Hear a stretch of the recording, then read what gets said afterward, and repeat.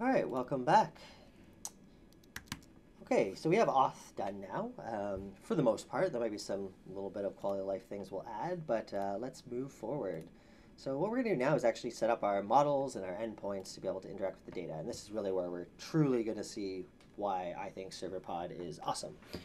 So we're going to open up the server, and we're going to go into lib and source, and then we're going to go into protocol.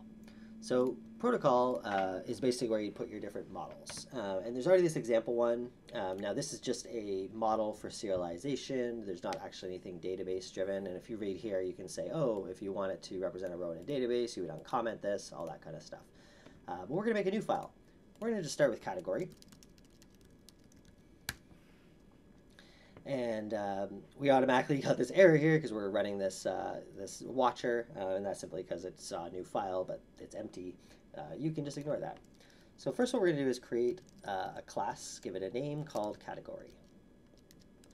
Then we are going to use a table for this. This is going to be database driven, and we'll just call it category lowercase. Then we get to put our fields. So this, for instance, a category would have a name, which can be a string. Maybe it also could have like a date time, a description, or whatever. One thing you don't have to worry about though is an ID. The ID will automatically, as long as you're using having it set to using a table, there'll automatically be a primary key generated. And actually for now, this is really all we need because the category is just going to represent kind of like the different part of the grocery store. So let's save that. And we got, okay, it completed this stuff. So what all happened here? Well, it did a few things. If we go in the generated folder, we'll actually see there's now a category model. So here's our model. It has a name. This is the to.json, to.json for database, to all JSON, a bunch of stuff that we didn't even have to write. Look, we just wrote this and it's done. So that's pretty cool. It also kind of like maybe, no, actually it hasn't made a change here because we haven't set it, but essentially it created this file here. Okay, now what we want to do is go into endpoints, and we're just going to copy the example endpoint, and we're going to make a new file called category endpoint.dart, and let's just get rid of all of our instructions here. We can always look at that in the example, and we're just going to name this category endpoint, and it's going to extend endpoint. Cool. Now, what do we actually want to return here? So our category, really all we need is a function to list all of our categories for the purpose of this. So we're just going to call it list all, and it's actually not going to return a string, it's going to return a list of categories. And I can just auto import that. So that's that auto imported category function right there, or category model.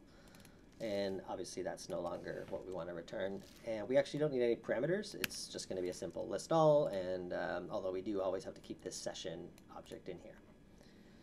One thing that when I was fiddling with this and it wasn't generating files, sometimes if I didn't have this session, basically Serverpod just ignores this. So if you realize I'm making changes, nothing's changing, like make sure you have session in here, and also make sure that you have it typed to the type session. If you were to just do this, it won't work. Okay, so here what we want to do is this is an async function, so we're going to be awaiting something, and we're going to go category.find and just pass in the session object.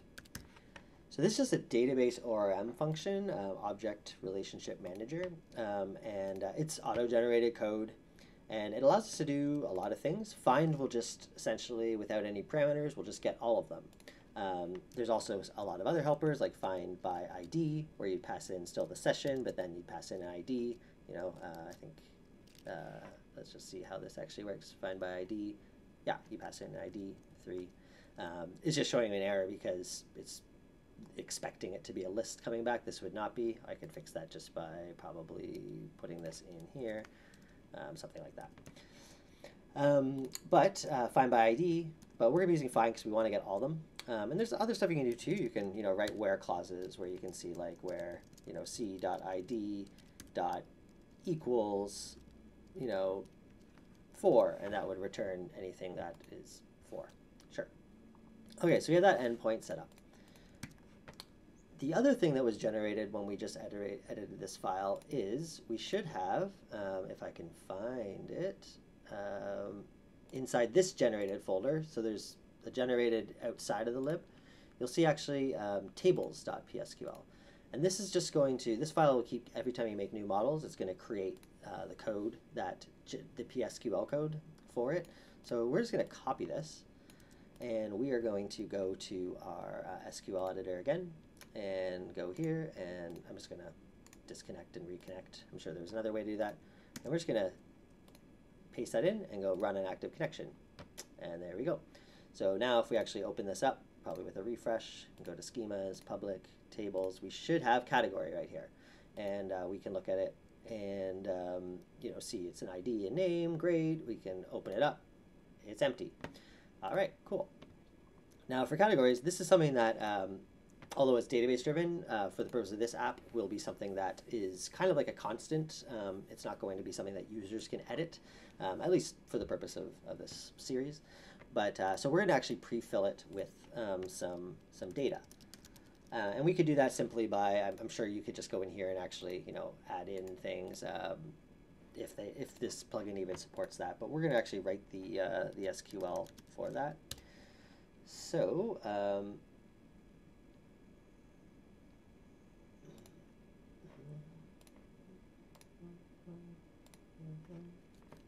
so I'm just going to go back to this right here. Edit connection. Okay, I'm going to disconnect, reconnect. And we're just going to write some SQL code here. Now, and this is just so that we can kind of have it already pre-filled. So with Postgres SQL, the syntax is insert into, and then the name of the table, category. And it kind of, I mean, that's just ChatGPT doing that for me, or GitHub Copilot. But what we can do is actually set the ID and the name and pass in some values. So the first value be 1, and you know, we would have, let's say, produce. And I'm just going to copy and paste this a few times and create our categories.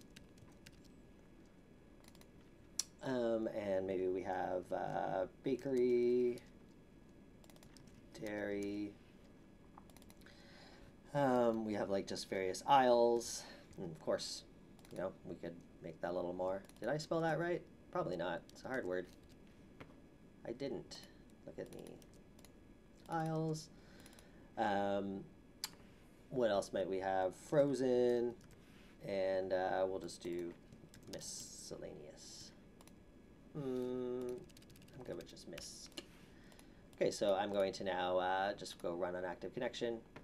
And yeah, this is this is just a mistake. In PSQL, you use single quotes. So I'm just going to Command D on all these guys and erase them and put in single quotes. And let's try running that. There we go. So now if we refresh the connection, and this is the first time we'll actually see some data here. So if I actually click category and go over here, we'll actually see, look, we have database content. It's amazing. So let's close that. And what I'm going to do is, because I might, you know, I might need to run this again if I ever wipe my database. So I'm actually going to just save this file somewhere.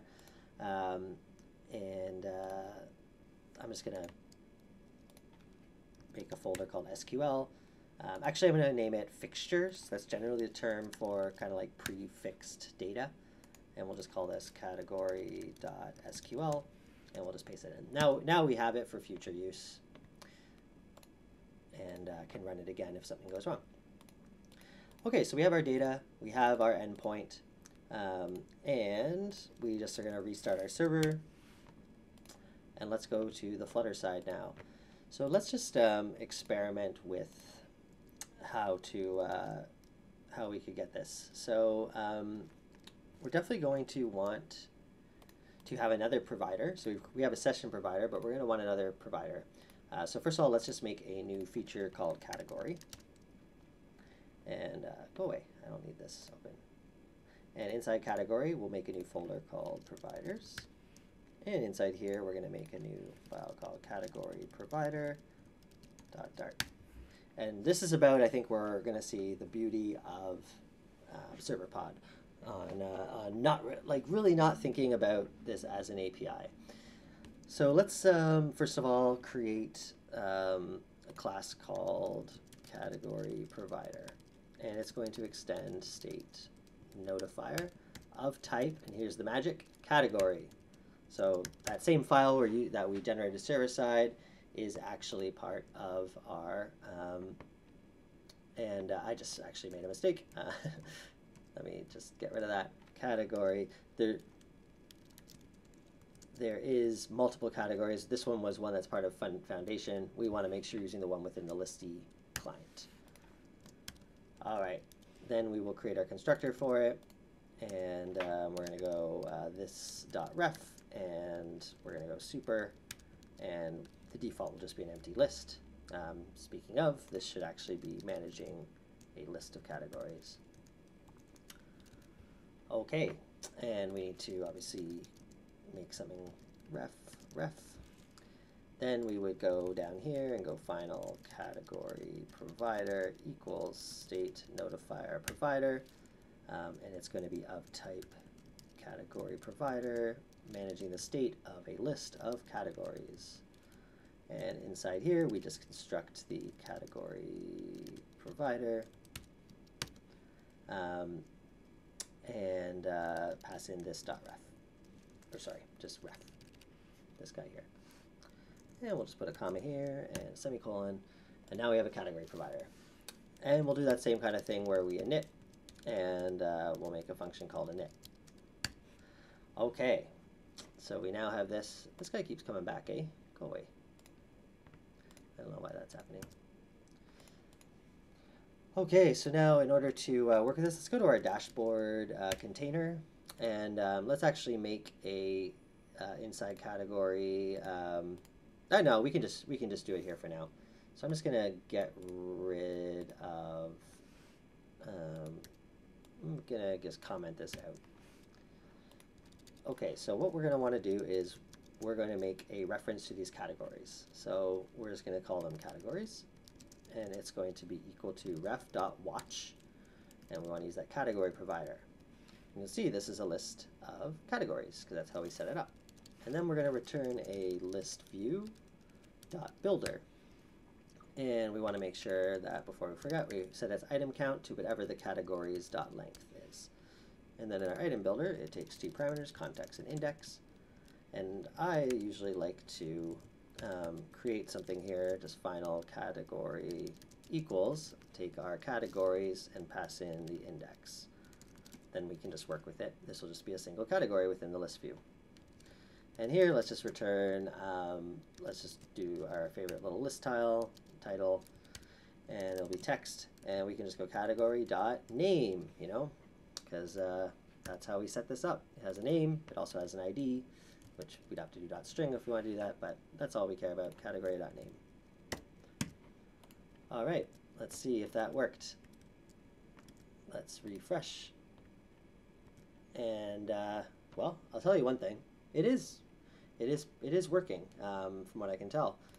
What is missing is we have to fetch these categories. So how do we fetch these? You know, normally you would do some kind of REST API and call it and do an HTTP request, all that kind of stuff, but this is where everything gets really exciting, is we essentially, because of Serverpod's magic, it's not even going to feel like we're talking to an API exactly. So let's figure that out right now.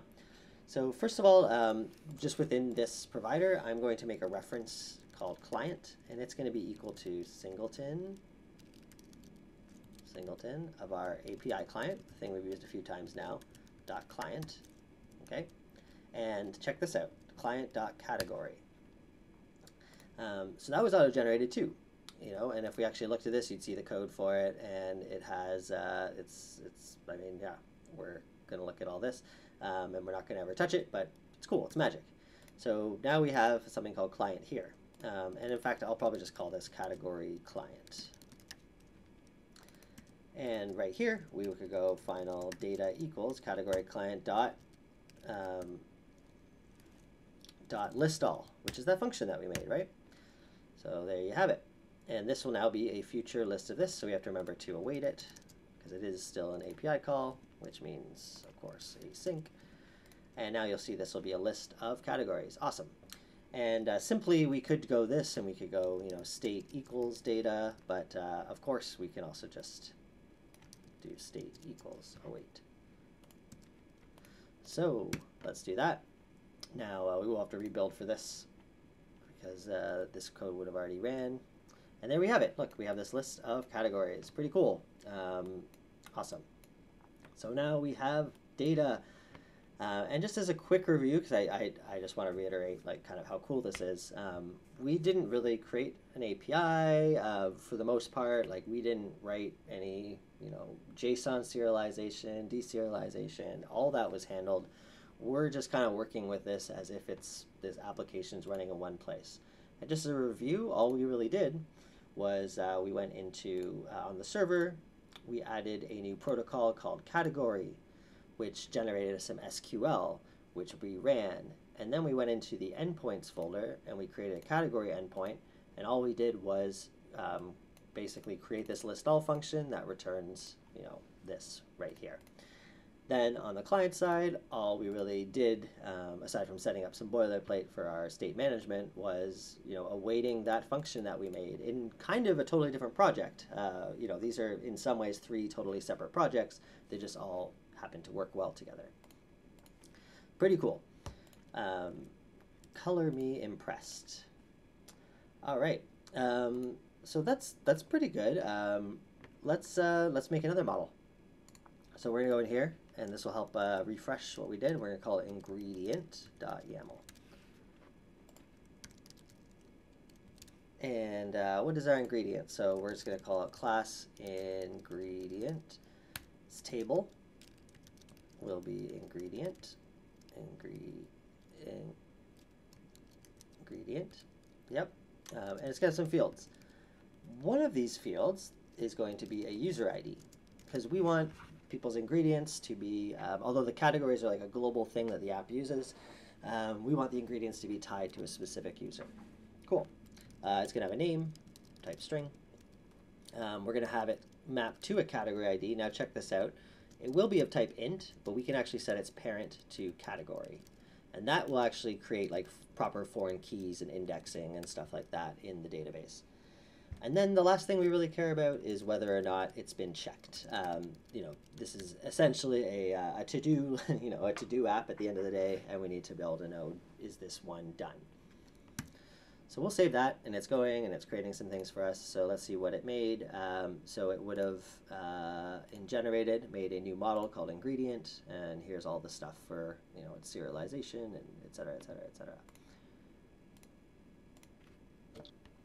Okay, so now let's go to, this would have made us some databases. So we'll go back to here, and we'll see our tables.pgsql. And you'll see categories still in here. And this is what we're going to want next, is this one. So something that I know Serverpod is working on, is in they're 1.1 right now, or I think it's 1.1, and in 1.2, one of their must-haves is database migrations, which is, I think, going to make a lot of this stuff even better, meaning it'll kind of automatically detect when you've made a change to your model and create the SQL code for that change and execute it, and allow you to go forwards and backwards, something like Django supports built in. So I'm really excited for that, but this is not, not making me feel like, oh, this project is not worth using. Like, it's totally awesome. Okay, so we're copying this, and we're going to go to this guy that keeps popping back up, luckily for us, and we'll just run it. And if we now go back to our database manager, and oh, it is there. Look, you didn't have to refresh or anything. So you'll see all the things are in here, and if we look at it, there's going to be no data. And this one, we're not going to worry about fixtures because this will be completely user-generated content. So let's close that. Let's close that. And now we have our ingredient. So let's make the endpoint for this. And we just go into endpoints, make a new one called ingredient. My mistake. Ingredient endpoint. I just really hope I didn't make a typo spelling. .dart. And let's just grab our category endpoint. And let's just rename this to ingredient endpoint, and instead it's going to return a list of ingredients. And for now, actually list all, that's totally fine for now. Okay, so we have our list all for ingredients now, and just to kind of get this going, let's just for now copy our category one, go into the Flutter app, source, feature, new folder, ingredient, new folder inside there called providers, and a new file called ingredient provider.dart. And we'll paste that in, and we're just going to Command D on all those and change it to ingredient provider. And we have to make sure to make this one lowercase. And we want to make sure the lists of stuff coming in is ingredient. And list here, ingredient. And here, instead of this, we'll call this ingredient. And actually, I am just going to make this called client, because everything in here should be relevant to that. And we'll see that there, and I'm going to make that change over here too. I just think it's a little bit cleaner, because we know we're already talking about categories. Okay, so here we would do client.listAll, and it's saying there's an error. What's the problem? State list ingredient. So I messed up something here. Let's go to our ingredient endpoint, future list ingredient, ingredient.find. Okay, something is not liking this.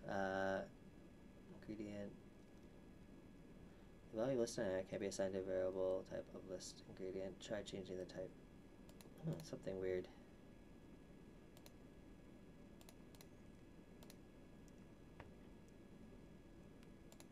Point ingredient, list all. Yeah, why is it coming back as dynamic? That seems to be a mistake. Let's look at our ingredient endpoint again. Future, it returns a list of ingredients. Let's make sure this is going to that model. Yeah, okay, so I'm just going to rerun my code generator maybe.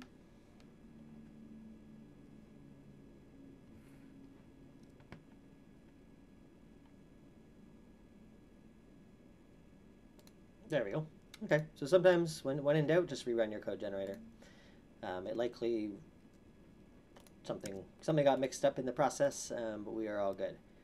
Okay, great. Now we got a few other endpoints we're going to make for this. So that's just list all, which okay is fine, but not really helpful for us because this is going to all be user generated. So let's do one thing first, just to get this out of the way.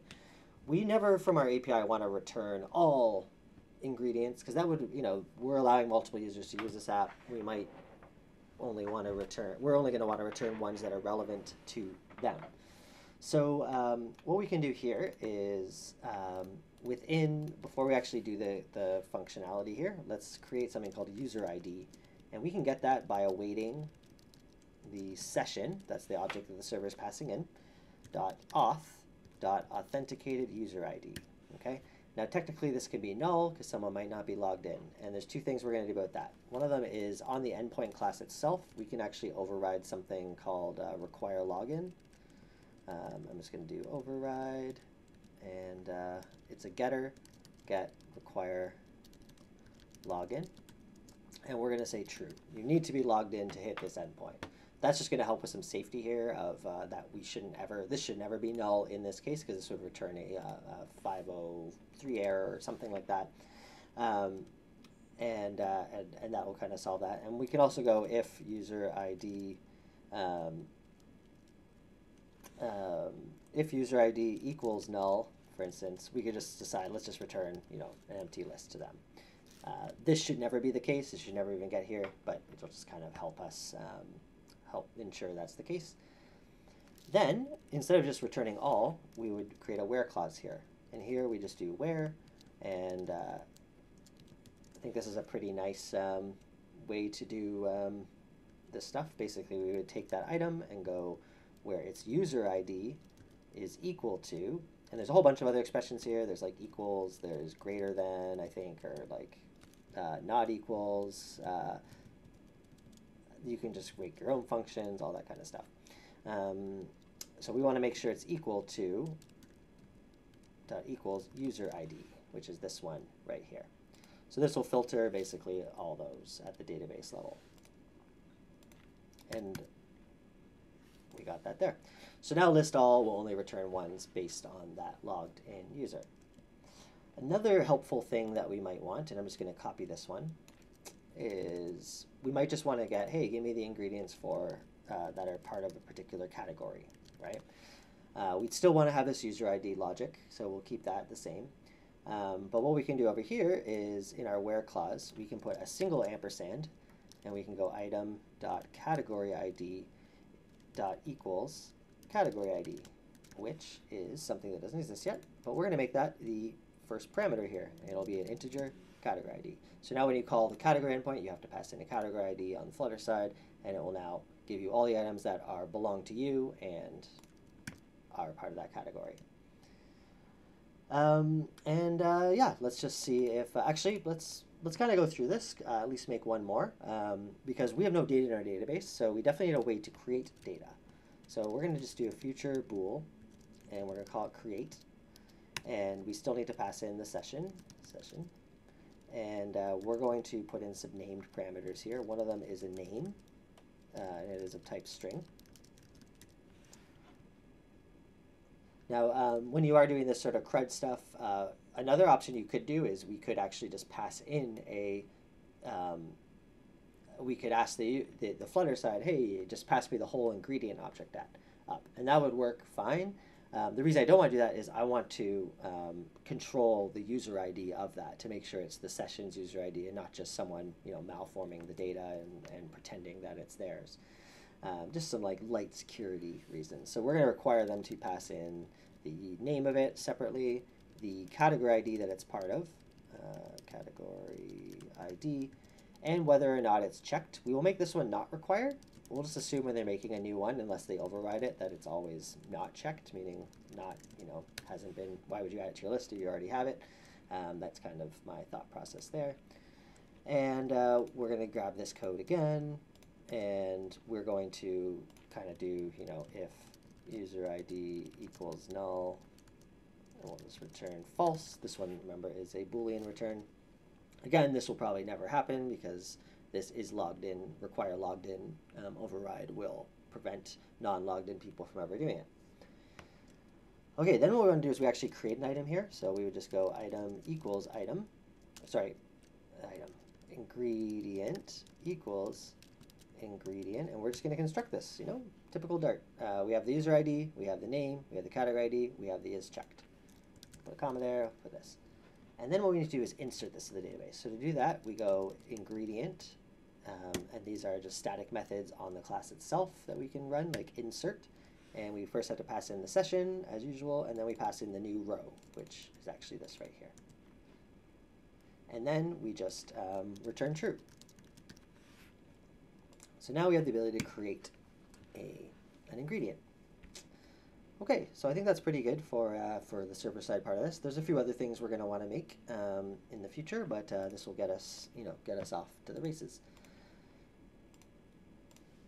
To our ingredient provider, and we're going to create a new function called create. Create, and we're going to require the name of the ingredient to come in, whether or not it's checked, and we'll do the same kind of logic. We can let them do it, but it'll be default false.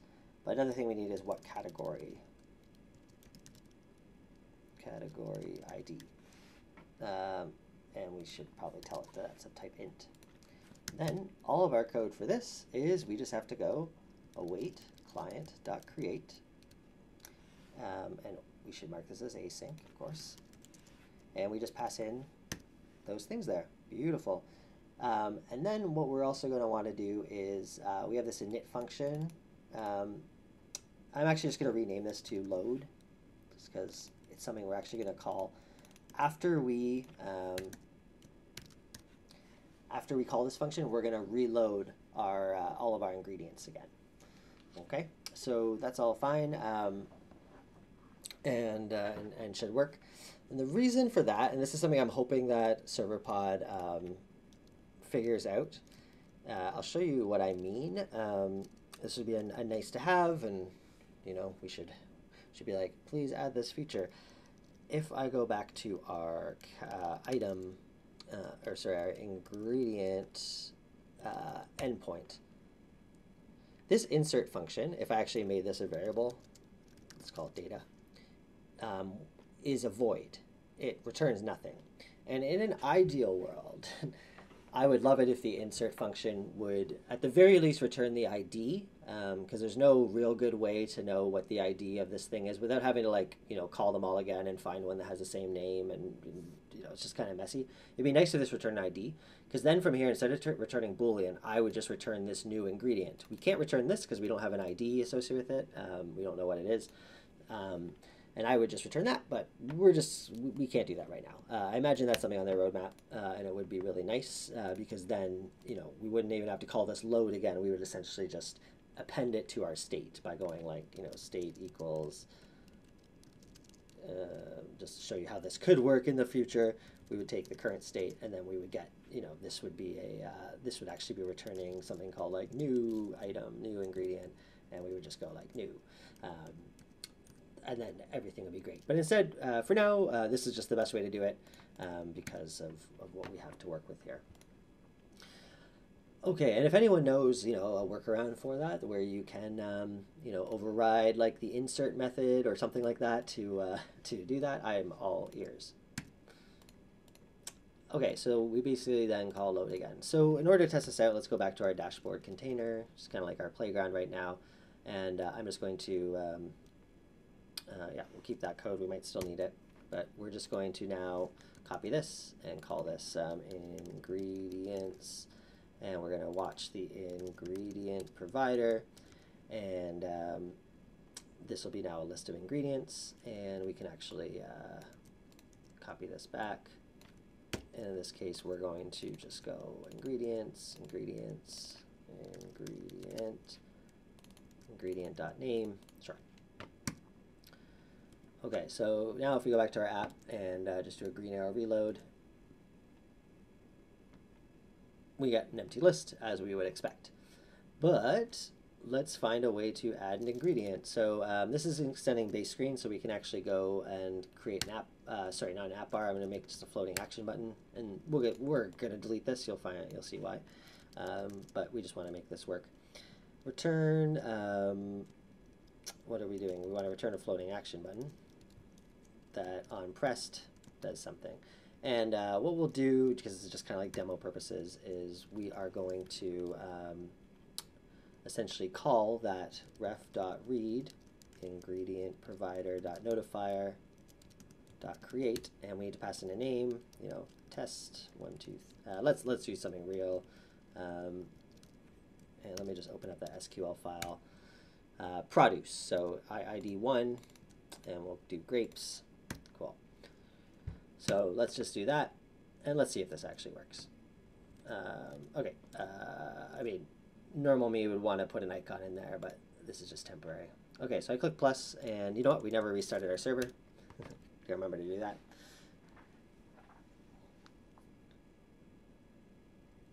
There we go, and we'll click plus. And there it is, grapes. Now if I click this again right now, I would get grapes again, grapes again, grapes again. So that's pretty cool. And if we actually look at our database again, this is our first user-generated content. So let's take a quick look. And you'll see that in here, it has an ID of 1, a user ID of 1, a name of grapes, a category ID of 1, and it's not. It's false, as in for the checked, is checked property. Yay! Okay, so now we have the ability to create something, which is cool. However, we want to be categorizing these things. So I'm actually going to get rid of this again, and we're going to put back our categories. And instead of returning a list tile here, we are going to do something a little bit different. So, oops. We are going to not return a list tile, but instead we're going to return a column. And inside this, we will have some children. And the first child of this will be essentially a something to represent the category. So let's just, for now, make a container give it a color of, colors dot black 87 or something, sure. And it's going to have a child of that list tile. And its title will be text of category dot name. So let's just make sure that that still works. Back here we see these lovely things. Cool. Yay.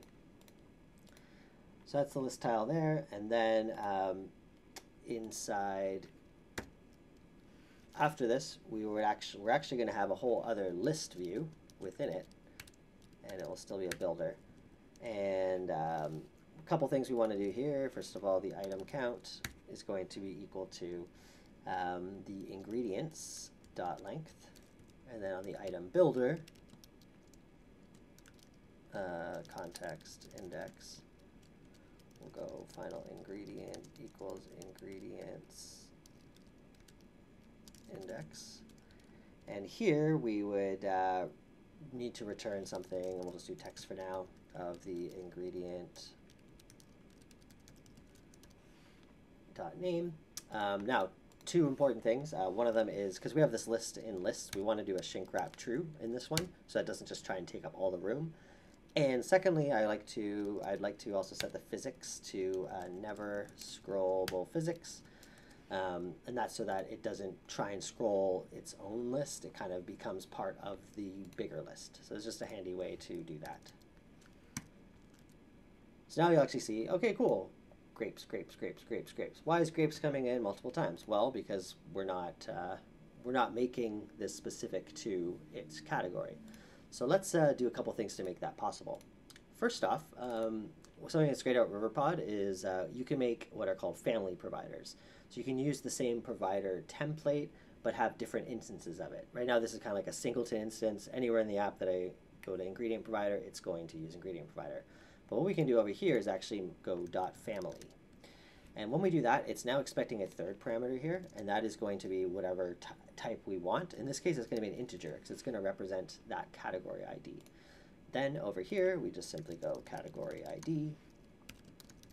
And we're going to want to pass that category ID in here too, meaning up here, we're going to just want to have a final int called category ID. And we will make sure that it is a required parameter. So that way in the code here, we have access to the category ID. Let's save that. Gonna just make it look a little bit prettier. Now, what's cool about this is now that we're gonna have multiple instances of this, we no longer, when we create, we don't have to pass this in anymore because it's always gonna be referring to the version of it that's already mapped to a specific category.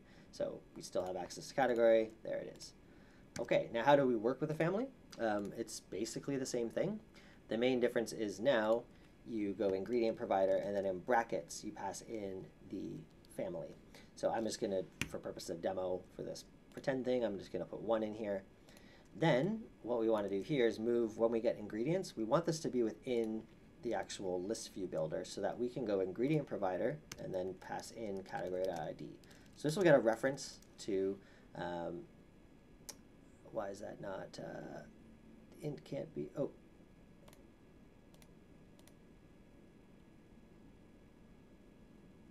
Something is up here, ingredients, go that, ingredient provider. The argument int, oh, because cat ID can be null, although it really can't. Database record will always have an ID, so I'm just gonna kind of put this exclamation mark here, which is kind of the unsafe way to do it. I imagine there's something in Serverpod to force this not to be null.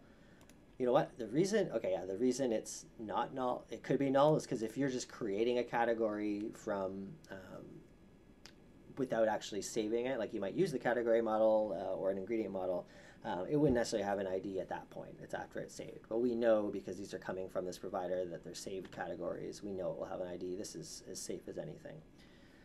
All right, so now we have that, and we can get rid of this because we know it's going to be using that. Okay, so let's just refresh because some big changes happened. And we'll see, oh, those are going in. Okay, interesting. So we're almost there. You'll see how those kind of loaded in kind of like one at a time. So we know, if I can trick it to run again, So you kind of see, boom, it's quicker, probably because of caching and stuff. But the reason that they're not actually reflecting that stuff is because we actually, remember we made an endpoint called category, right? On our ingredient client where we actually pass in a category ID. And that was just as a reminder, ingredient endpoint. We have this lovely method category, which just filters them by that. So now if we save and likely refresh because our state, we need to force our state to re-update, you'll see it's only part of this one now. Yay!